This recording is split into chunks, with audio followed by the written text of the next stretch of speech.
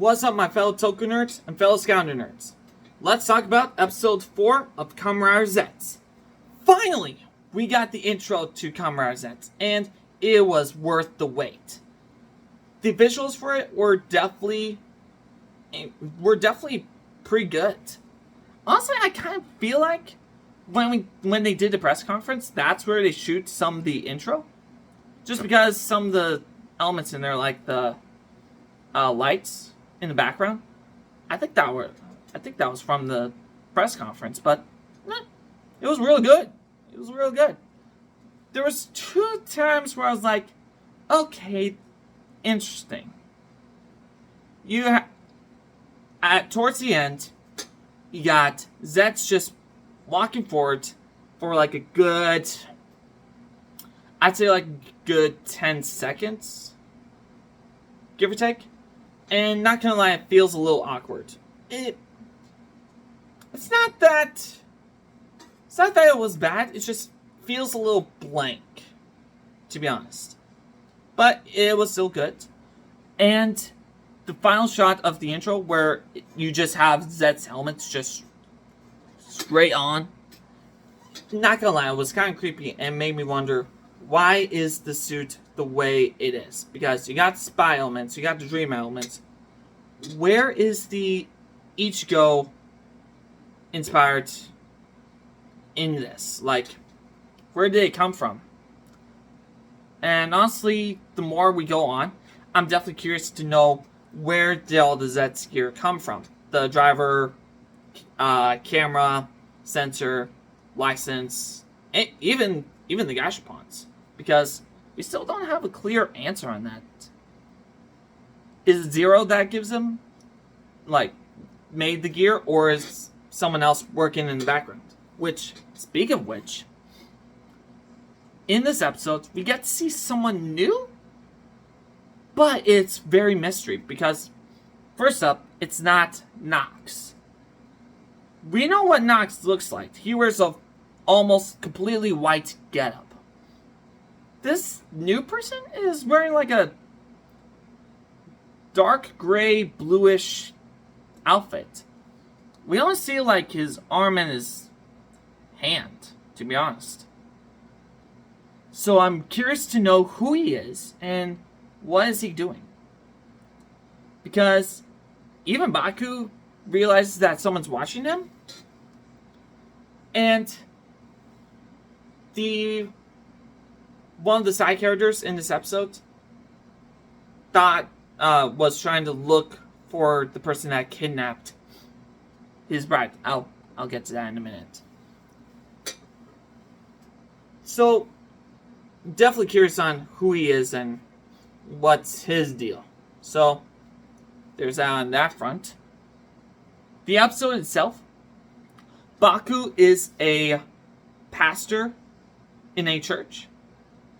They call him Father, or they call him Father, but I come from a church background, and we just refer to the pastor as, well, the pastor. So, go with me on that. And I thought that was really cool. And his mission is to protect the VIP bride.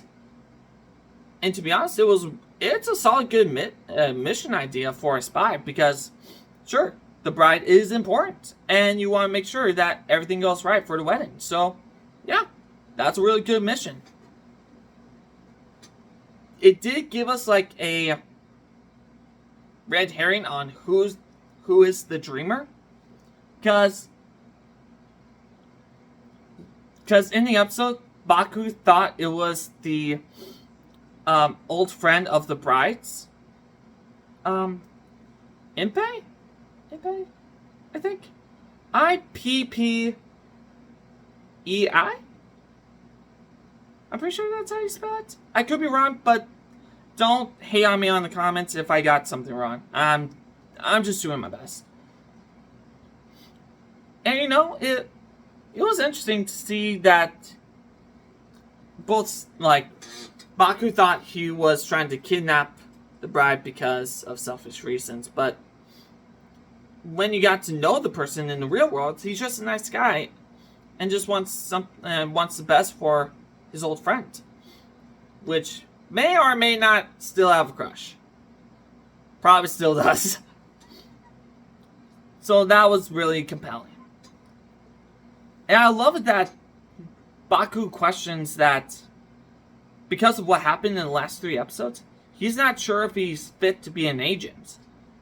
And that's generally fair, because it's a lot to deal with that all at once. Because when the bomb nightmare came into the real world, that took a lot of impact on Baku as a person, because in the real world he's not this spy person in his dreams.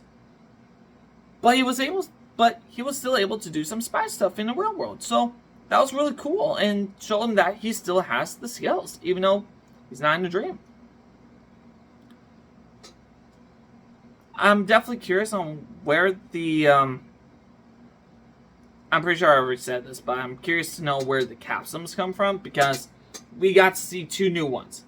First one debuted in this episode. The second one, according to the previews, will premiere in the next episode, episode 5. I'll talk about that in a minute. I'm definitely curious to know where the capsules come from, other than just the Gashapon items. I like it that they actually contain the powers of what Baku needs. But still, it's like,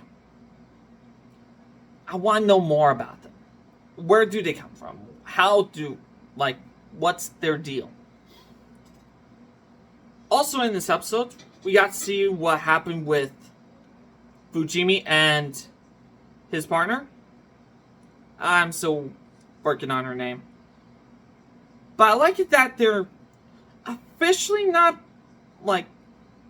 they're off the books group in the police department. Because they technically don't have the funding for them yet. But the police is willing to hear them out about the paranormal stuff and the dreams and the nightmares. So any paranormal stuff that the police find will go straight to Fujimi. I really like that. And just the reaction that Fujimi got where he got his job back, technically, was really he's gonna be a fun one for sure. I also like that Baku and them have a good connection now, because when she comes in dream, they're kind of like they're solid friends now. So it works. It helps us stay connected to the personality of Baku himself when he's in dream, but we also have someone that will interact with him in each dream. So that really does help the character. What else? The fight choreography. The first fight in the church, where the nightmare comes in and uses the seats to attack Zeztz. I thought that was really good. I thought that was really cool. Very solid fight scene overall. But the air combat, where he got to debut his new capsule, Wayne, I thought that was really good. I mean, okay. Flights, air combat in Kamen Rider or any tokusatsu, it's gonna be a little iffy in some spots. But it's not bad. It's not bad. I like it that there's a practical suit for wings and it's not CGI. That was really good. And the fact that at the end we got the reveal on who the dreamer is, which was the bride herself, definitely left us on the cliffhanger on that one, and I can't wait for the next episode to give us an explanation on why in the heck does she want to be kidnapped. I'm guessing it has to do with something to do with marrying this one guy.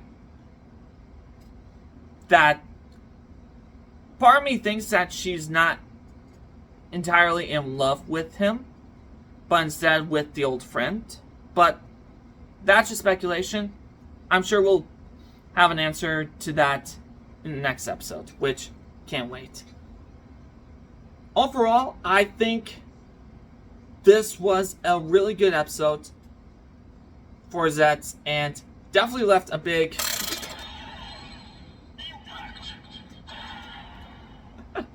clever how I did that, huh?